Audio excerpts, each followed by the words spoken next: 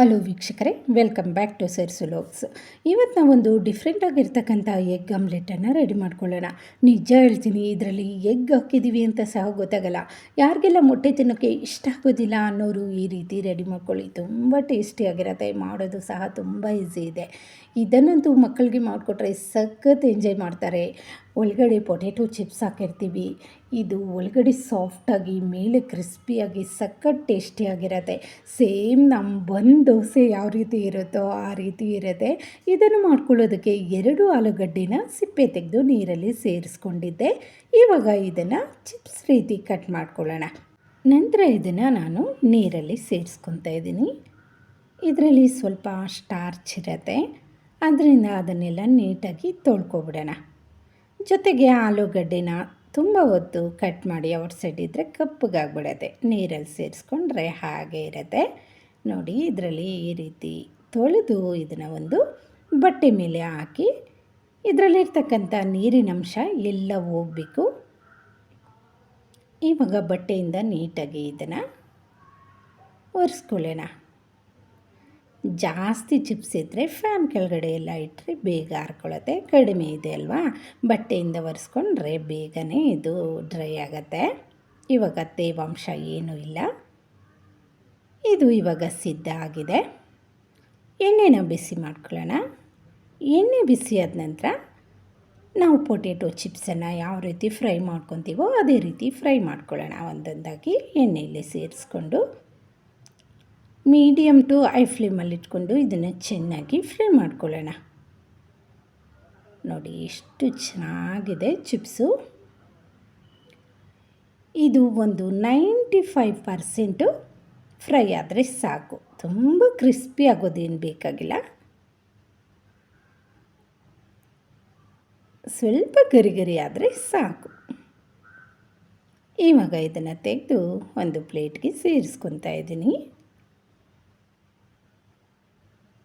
ಈ ಮೆಥಡಲ್ಲಿ ಆಮ್ಲೆಟನ್ನು ಒಮ್ಮೆ ಟ್ರೈ ಮಾಡಿ, ಪದೇ ಪದೇ ಮಾಡ್ತಾ ಇರ್ತೀರ, ಅಷ್ಟೊಂದು ಚೆನ್ನಾಗಿರತ್ತೆ.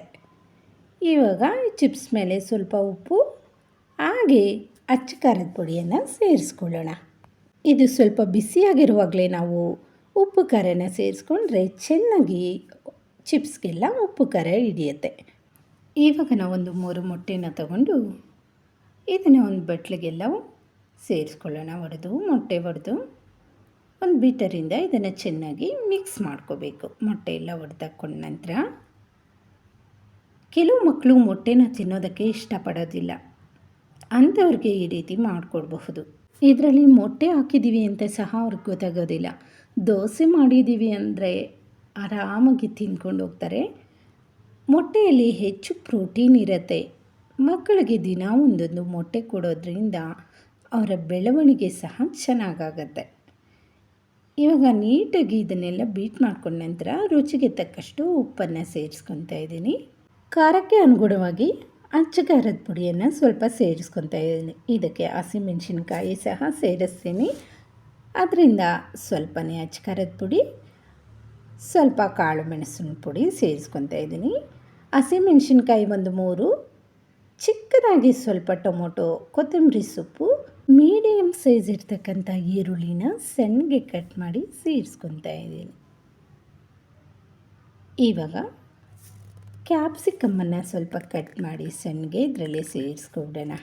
ಇವಾಗ ಇದನ್ನೆಲ್ಲ ಚೆನ್ನಾಗಿ ಮಿಕ್ಸ್ ಮಾಡ್ಕೋಬೇಕು. ಕ್ಯಾಪ್ಸಿಕಮ್ ಎಲ್ಲ ಸೇರಿಸಿ ಆಮ್ಲೆಟ್ ಮಾಡಿದ್ರೆ ತುಂಬ ಟೇಸ್ಟಿಯಾಗಿ ಬರುತ್ತೆ. ಇವಾಗ ಒಂದು ಕಡಾಯಿನ ಬಿಸಿ ಮಾಡಿಕೊಂಡು 2 ಸ್ಪೂನಷ್ಟು ಎಣ್ಣೆನ ಸೇರಿಸ್ಕೊತಾ ಇದ್ದೀನಿ. ಇದಕ್ಕೆ ಸ್ವಲ್ಪ ಸಾಸಿವೆ ಹಾಗೆ ಸ್ವಲ್ಪ ಜೀರಿಗೆನ ಸಹ ಸೇರಿಸ್ಕೋಬೇಕು. ಸಾಸಿವೆ ಚಿಟಪಟ ಅನ್ನೋವರೆಗೂ ನಾವು ವೇಟ್ ಮಾಡಿದ ನಂತರ ಬೀಟ್ ಮಾಡಿಟ್ಕೊಂಡಿರ್ತಕ್ಕಂಥ ಮೊಟ್ಟೆನ ಸೇರಿಸ್ಕೊಳ್ಳೋಣ. ನಂತರ ಇದ್ರ ಮೇಲೆ ನಾವು ರೆಡಿ ಮಾಡಿಟ್ಕೊಂಡಿರ್ತಕ್ಕಂಥ ಆಲೂಗಡ್ಡೆ ಚಿಪ್ಸನ್ನು ಒಂದು ಲೇಯರ್ ಸೇರಿಸ್ಕೊಂಡು ಅದ್ರ ಮೇಲೆ ಸ್ವಲ್ಪ ಮೊಟ್ಟೆನ ಕಲಸಿಟ್ಕೊಂಡಿರ್ತೀವಲ್ವ ಅದನ್ನು ಸೇರಿಸ್ಕೊಳ್ಳೋಣ. ಅದರ ಮೇಲೆ ಇನ್ನೊಂದು ಲೇಯರು ಆಲೂಗಡ್ಡೆ ಚಿಪ್ಸನ್ನು ಇಟ್ಕೊಳ್ಳೋಣ. ಉಳಿದಿರ್ತಕ್ಕಂಥ ಮೊಟ್ಟೆ ಮಿಶ್ರಣವನ್ನೆಲ್ಲ ಸೇರಿಸ್ಕೊಂಡು ಮೇಲೆ ಒಂದು ಮುಚ್ಚಳ ಮುಚ್ಚಿ ಒಂದು 10 ರಿಂದ 12 ನಿಮಿಷ ಬೇಯಿಸ್ಕೋಬೇಕಾಗತ್ತೆ. ಇದು ಬೇಯೋದು ಸ್ವಲ್ಪ ನಿಧಾನ ಆಗತ್ತೆ. ಮಂದ ಉರಿಯಲ್ಲಿ ಇದನ್ನು ಮೇಲೆವರೆಗೂ ಬೇಯೋವರೆಗೂ ಇದನ್ನು ಕಲಸೋಕ್ಕೆ ಹೋಗಬಾರ್ದು. ನಿಧಾನಕ್ಕೆ ಬೇಯುತ್ತೆ. ಇವಾಗ ನಿಧಾನಕ್ಕೆ 2 ಸ್ಪೂನನ್ನು ತಗೊಂಡು ಒಂದು ತಟ್ಟೆಗೆ ಇದನ್ನು ಟ್ರಾನ್ಸ್ಫರ್ ಮಾಡ್ಕೊಳ್ಳೋಣ. ಇವಾಗ ನಾವು ತಟ್ಟೆಯಿಂದ ಇದೇ ಕಡಾಯಿಗೆ ಉಲ್ಟ ಮಾಡಿಕೊಂಡು ನಿಧಾನಕ್ಕೆ ಹಾಕ್ಕೊಳ್ಳೋಣ. ಚೆನ್ನಾಗಿ ಕ್ರಿಸ್ಪಿಯಾಗಿ ಇದೆಲ್ಲ ಫ್ರೈ ಆಗಿರುತ್ತೆ. 2 ಸ್ಪೂನ್ ಎಣ್ಣೆ ಸಾಕಾಗತ್ತೆ ಇದಕ್ಕೆ. 2 ಕಡೆ ಇದನ್ನು ಚೆನ್ನಾಗಿ ಫ್ರೈ ಮಾಡ್ಕೋಬೇಕು. ಇವಾಗ ಚೆನ್ನಾಗಿ ಫ್ರೈ ಆಗಿದೆ. ಒಂದು ತಟ್ಟೆಗೆ ಇದನ್ನು ತಗೊಳ್ಳೋಣ. ನೋಡ್ತಾ ಇದ್ದೀರಲ್ವಾ ಎಷ್ಟು ಚೆನ್ನಾಗಿ ಬಂದಿದೆ. ಸೇಮ್ ನಮ್ಮ ಬನ್ ದೋಸೆ ಥರ ಬಂದಿದೆ.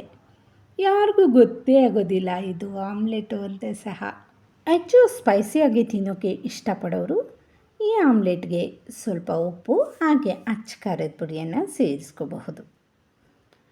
ಇದು green chutney, tomato ketchup, tomato chutney ಎಲ್ಲದರ ಜೊತೆಯೂ ಸಹ ತಿನ್ನಬಹುದು. ಸಖತ್ ಟೇಸ್ಟಿಯಾಗಿರತ್ತೆ.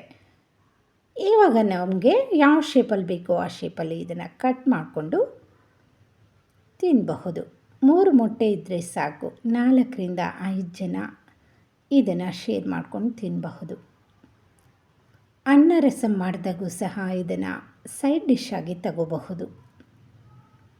ಯಾರೆಲ್ಲ ಮೊಟ್ಟೆ ತಿನ್ನೋದಕ್ಕೆ ಇಷ್ಟಪಡಲ್ಲ ಅನ್ನೋರಿಗೆ ಈ ರೀತಿ ಒಮ್ಮೆ ಮಾಡಿಕೊಡಿ. ಅವ್ರಿಗೆ ಗೊತ್ತೇ ಆಗಲ್ಲ ಇದರಲ್ಲಿ ಮೊಟ್ಟೆ ಹಾಕಿದ್ದೀವಿ ಅಂತ. ಮಕ್ಕಳಿಗಂತೂ ಈ ಆಮ್ಲೆಟ್ ರೆಸಿಪಿ ಸಖತ್ ಇಷ್ಟ ಆಗುತ್ತೆ. ನನ್ನ ಮಗಳಿಗಂತೂ ಸಖತ್ ಇಷ್ಟ ಆಯಿತು. ಮಕ್ಕಳು ಸ್ವಲ್ಪ ಟೊಮೊಟೊ ಕೆಚಪ್ ಜೊತೆ ತಿನ್ನೋದಕ್ಕೆ ಸಖತ್ ಇಷ್ಟಪಡ್ತಾರಲ್ವಾ. ಟೊಮೊಟೊ ಕೆಚಪ್ ಜೊತೆ ಟೇಸ್ಟ್ ಅಂತೂ ಸಖತ್ತಾಗಿರುತ್ತೆ. ವೀಕ್ಷಕರೇ, ಇವತ್ತಿನ ಈ ಡಿಫ್ರೆಂಟ್ ಆಗಿರ್ತಕ್ಕಂಥ ಪೊಟ್ಯಾಟೊ ಚಿಪ್ಸ್ ಆಮ್ಲೆಟ್ ನಿಮಗೇನಾದರೂ ಇಷ್ಟ ಆಗಿದ್ದರೆ ಪ್ಲೀಸ್ ನಮ್ಮ ಚಾನಲನ್ನು ಸಬ್ಸ್ಕ್ರೈಬ್ ಮಾಡ್ಕೊಂಡು ನೋಡಿ, ಹಾಗೆ ಸಪೋರ್ಟ್ ಮಾಡಿರಿ. Thank you.